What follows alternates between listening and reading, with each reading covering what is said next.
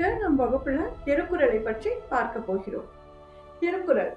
திருக்குறள் என்பது யார் எழுதியது? திருவள்ளுவர். திருக்குறளை எழுதியவர் திருவள்ளுவர். திருவள்ளுவர் மொத்தம் எத்தனை பாக்கள் எழுதியிருக்கார்? எத்தனை பாட்டுக்கள் எழுதியிருக்கார்? 1330 பாடல்கள் அவர் எழுதியிருக்கார். ஒவ்வொரு பாடல்களும் 2 வரிகள் கொண்டது. ரொம்ப ரொம்ப ஈஸியானது. நீங்க எல்லாரும் ரொம்ப சின்ன குழந்தைங்க. நீங்க எப்படிலாம் ஃபாலோ பண்ணணும், நீங்க எப்படிலாம் நடந்துக்கணும், உண்மையே பேசணும், பொய் பேசக்கூடாது, நல்லா படிக்கணும், அம்மா அப்பாவோட சொற்படி கேட்கணும், பெரியவங்களுக்கெல்லாம் மரியாதை கொடுக்கணும்.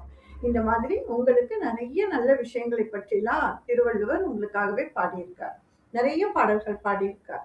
அதுல நம்ம ஒவ்வொரு பாடல்களாக பார்க்கலாம். முதல்ல ஒரு 5 திருக்குறள்கள் மட்டும் பார்க்கலாம். எளிய திருக்குறள்களாக ஒரு 5 திருக்குறள்கள் மட்டும் பார்க்கலாம். என்னென்ன திருக்குறள் பார்க்கலாம்? வாங்க பார்க்கலாமா?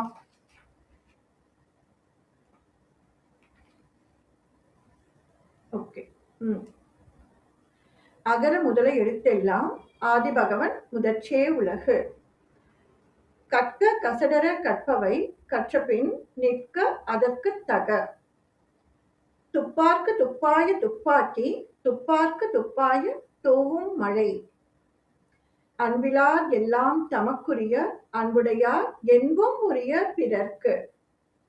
நன்றே மறப்பது நன்றன்று நன்றல்லது அன்றே மறப்பது நன்று. ரொம்ப அருமையான பாடலாம் இல்லையா? உங்களுக்கு இதுக்கான மீனிங் உங்களுக்கு கண்டிப்பா புரியும். என்ன பார்க்கும்போதே தெரியுது. ரொம்ப ஈஸியாவும் இருக்குது. அகர முதல எழுத்தெல்லாம் ஆதிபகவன் முதற்றே உலகு. கற்க கசடர கற்பவை கற்றபின் நிற்க அதற்குத் தக. துப்பார்க்கு துப்பாய துப்பாக்கி துப்பார்க்கு துப்பாய தூவும் மழை. அன்பிலார் எல்லாம் தமக்குரியர் அன்புடையார் என்பும் உரியர் பிறர்க்கு. நன்றி மறப்பது நன்றன்று நன்றல்லது அன்றே மறப்பது நன்று. இந்த 5 திருக்குறள்கள் தான் நம்ம பார்க்க போறோம்.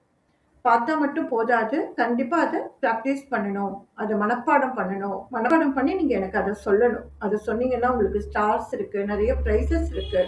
ஸோ நல்லா படிங்க. நான் சொல்றதை கவனமா கேளுங்க. இப்போ போகலாம் வாங்க.